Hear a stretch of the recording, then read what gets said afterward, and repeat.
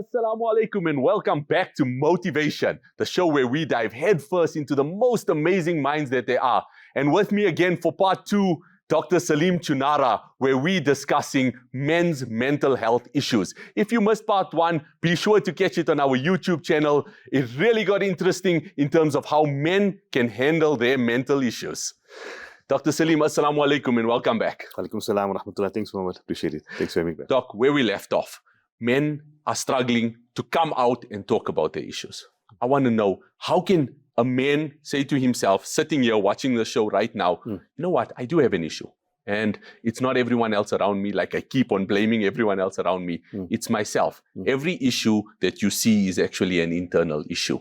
How can a man sit and say, you know what, I want to sort out my issue? I'm not talking of a medical issue. I'm talking of a psychological issue here, where a man is saying, I'm losing my temper a lot. I'm always irritable. If the children make a bit of a loud noise, I'm screaming. If a business associate does something to me, I'm getting angry at him. If my wife or my partner is chewing too loud, I'm getting angry.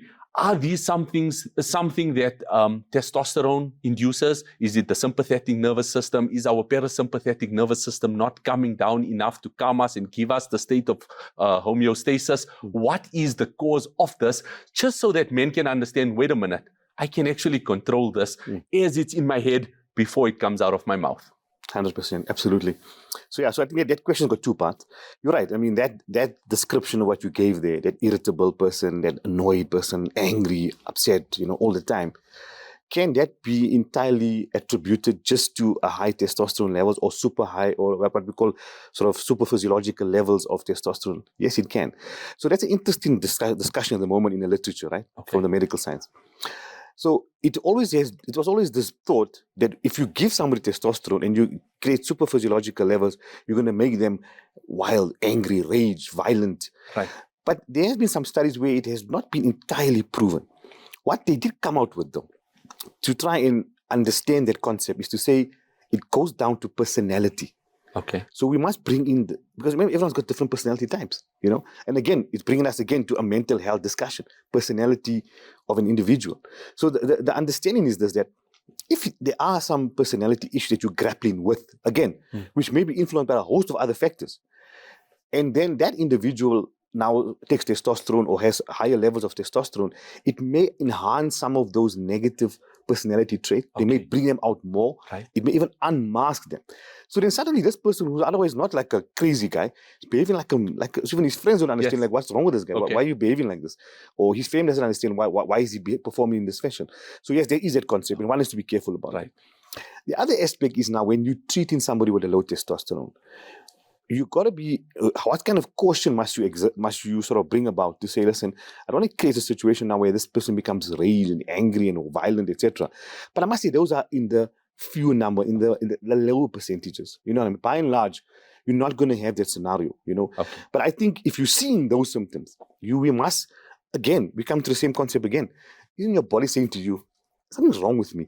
This is not normal to behave like this. Yes. You don't have to read, you don't have to be taught, you don't have to go to university to learn that I'm behaving a little bit badly. Yeah, badly. There's a fine line between sanity and insanity, and when we get into the anger state, we tap into insanity. I'm not behaving. I mean, let me sit down. Let me think about myself.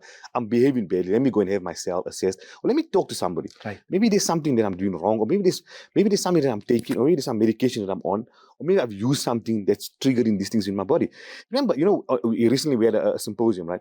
And we had a guy talking about artificial intelligence and talking about the brain. And he asked an interesting question, He said, how does one explain this? This is something which is confusing medical science. If you take the brain, you have memories, right? We're talking about nerve fibers and impulses, electrical impulses. How do you translate an electrical impulse into a memory tag? Like it was something that you did, like, for example, you kicked a ball a couple of years ago and you remembered how you did it and what happened to you. That is stored as an electrical impulse in your brain. That's an impulse. This is a physical action that took place. You can describe it with detail, with color, what happened around you. Vividly. How does one explain? We don't even understand that part. So your brain is wired in a way you and I cannot understand. Okay? So don't delve and don't try to figure it out yourself. Say to yourself, listen, wait a second. You know what? Maybe I just need to talk to someone. Maybe that's all I need. I just need to talk. I don't need medication. I just need to speak to somebody, say a few good words. They say something good to me, I say something good to them, and that changed my life. It doesn't have to be medication. But now you took a chance to say, listen, I'm going to talk to somebody. They would say, I think you're behaving badly. Yes. When you go home next time, be more calmer, be more relaxed. Don't let it bug you. Don't let it bug you. That was what you needed to hear from somebody else. Just to calm you down. Calm you down. You didn't need medication. You just needed someone to talk to. Yes. Or you needed medication. What I mean is a host of ways you can treat somebody. I mean, I resonate so well with this. I'm going to share a personal story that I've never shared before on TV or to anyone. And I had a bad anger issue, had a terrible temper. Go off on a rage in many different instances. Road rage incidents where I ended up breaking my hand even. It got to that point. And just like you're saying, I sat back and I said to myself, hey, wait a minute. Something's not right here. This is not the way you behave. This is not the way a sane human being behaves. And I decided to go and speak to someone who told me I needed to be in Lenasia at 7 o'clock to meet him. And in order to get to Lenasia, for those who are not in Johannesburg, in order to get to Lenasia from Johannesburg at 7 o'clock, you need to leave at about 5:30. Get there at about 6:45 because of the traffic and that. I managed to get to Lenasia. And I'm waiting for him outside his office. And 6:45, no problem. I was a bit early. I'm a man of time, so I was a bit early. 6:45, 5 to 7, 10 to 7, 5 to 7, 7 o'clock on the dot. He sees me, I see him, doesn't tell me to come in. I'm still waiting outside. 7:05, 7:10, 7:15. He calls me in. I look at him and I say, listen, with all due respect, well, assalamu alaikum, with all due respect, if you wanted me here at 7:30, because of course this is the old me that is now talking, right? If you wanted me here at 7:30, I could have left home at 7 o'clock. I didn't need to sit in this traffic to get here. And he looks at me and he says, that's all I needed to see. You need to learn to have patience.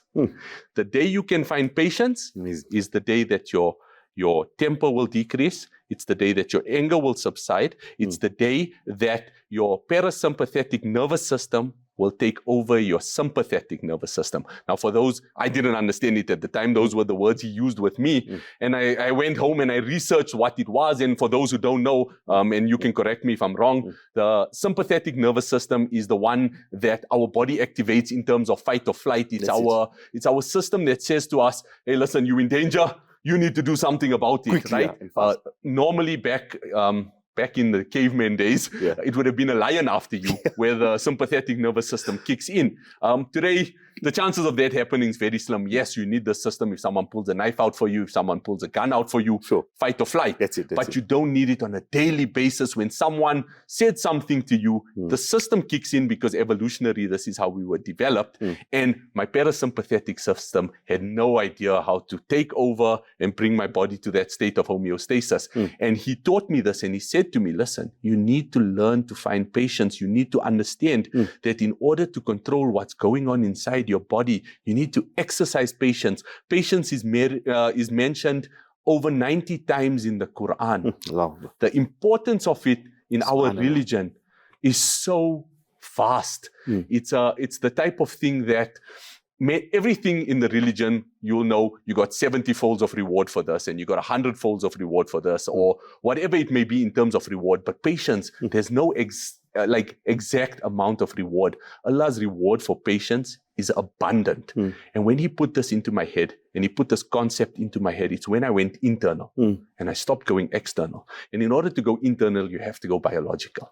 And when you go biological, you come to the field that you are in, understanding that, yes, I have testosterone. Yes, because of the training, maybe my testosterone level is a bit higher than normal. Yes, I have these issues. Maybe biologically, I'm wired to get angry. But I need to understand as a man, and I took it upon myself to say, listen, this is not what you need to do. And then I went one step further and I said, this is the message I want men to understand. This is the message I want men to know, that this is not normal for us to behave in ways where we hold everything in or we have these outbursts of anger. I'm telling you, sitting here with you from a personal perspective, it was a very difficult time to deal with. And I'm sure you're dealing with men that are going through these things as well. Absolutely, 100%. What you just said now, the fact that you can relate your incident, it empowers that message maybe 1,000 times, maybe 1,000,000 times.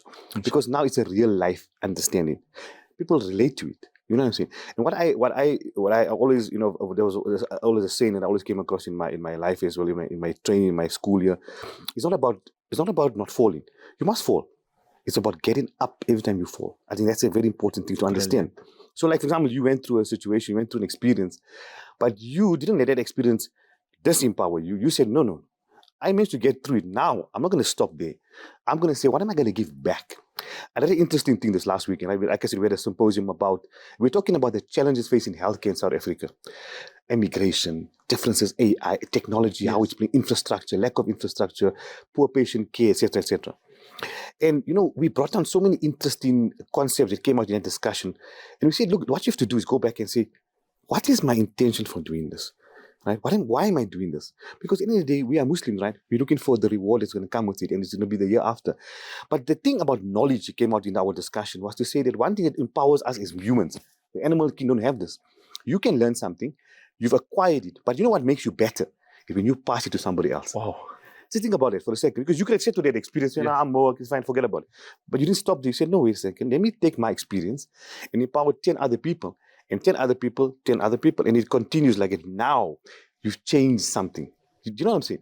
You didn't just keep it there. You said, no, I'm going to take this and change somebody else's life. And that, in fact, I'm concerned, is an act of ibadat, is an act of prayer, because somebody just didn't see what you saw. But then you say, listen, man, I'm telling you, I've been there. Just walk down there. I tell you, you're going to get to the right place. And this is the message we want everyone to get. Join us after the break for the final segment of this intriguing conversation with Dr. Salim Choonara.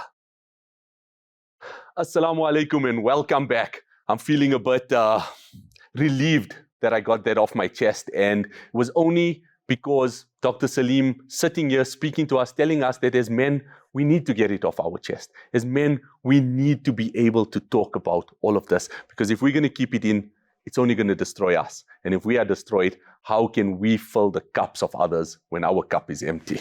Dr. Salim, that was really an intriguing part of the conversation. And for me, like I said, it was very personal. And I love how you ended it off saying, if you're going to fall on your back, because if you can look up, you can get up. That was the words of Les Brown, and it's a fantastic way of looking at it.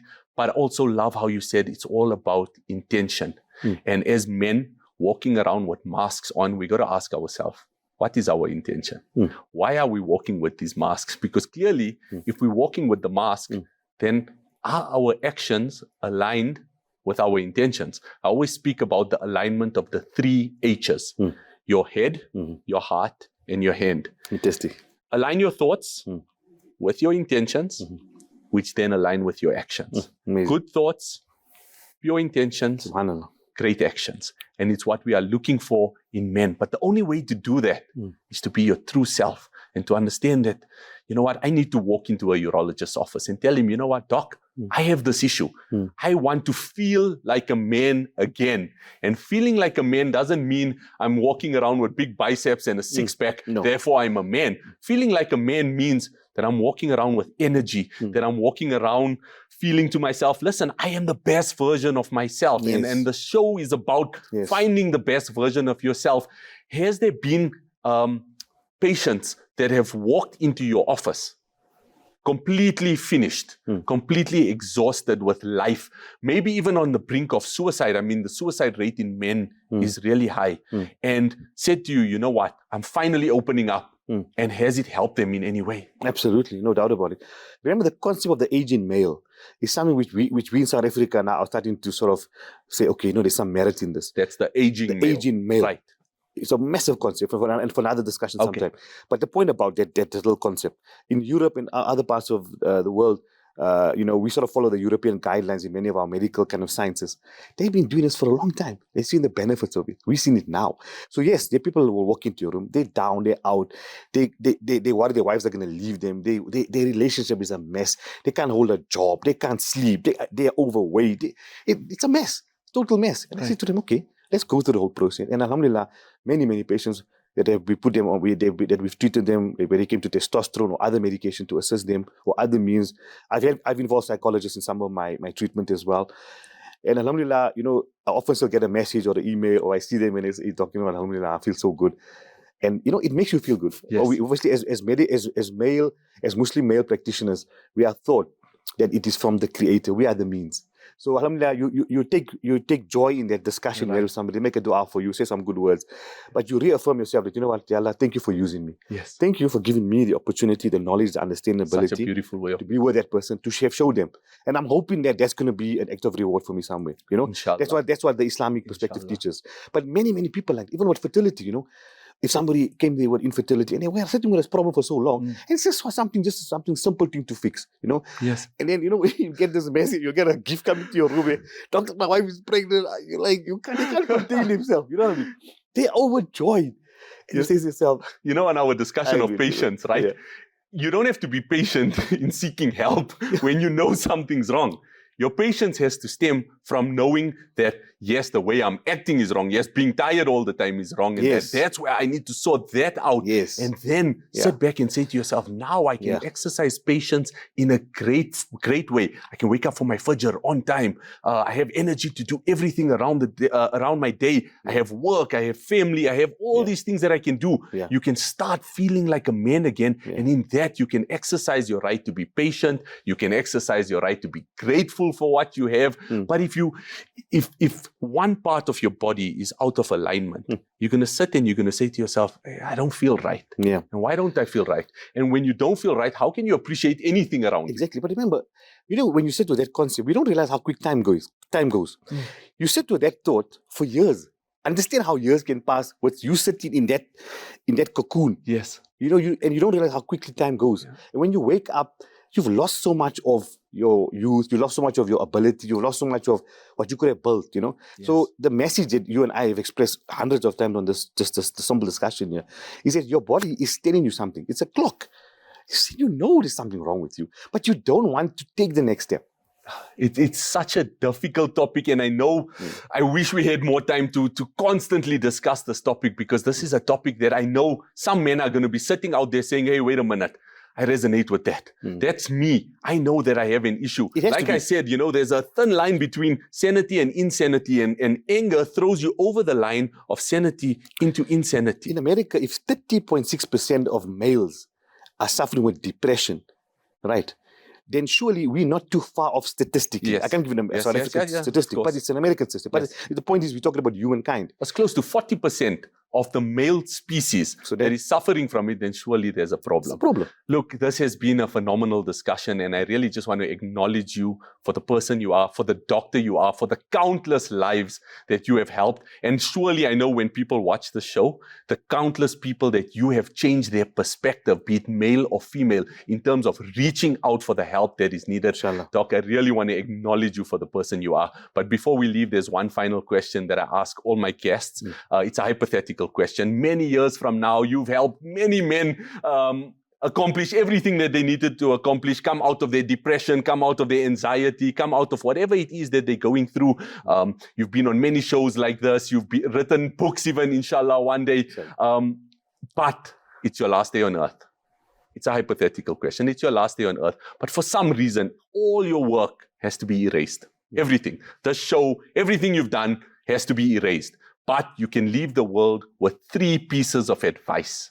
What would your 3 pieces of advice be for the world? Okay. Wow, that's a fantastic question.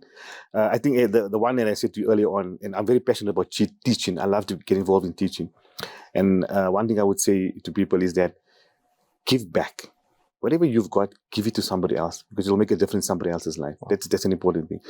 And the other thing is good advice, you know, good advice, good teaching, good behavior to somebody.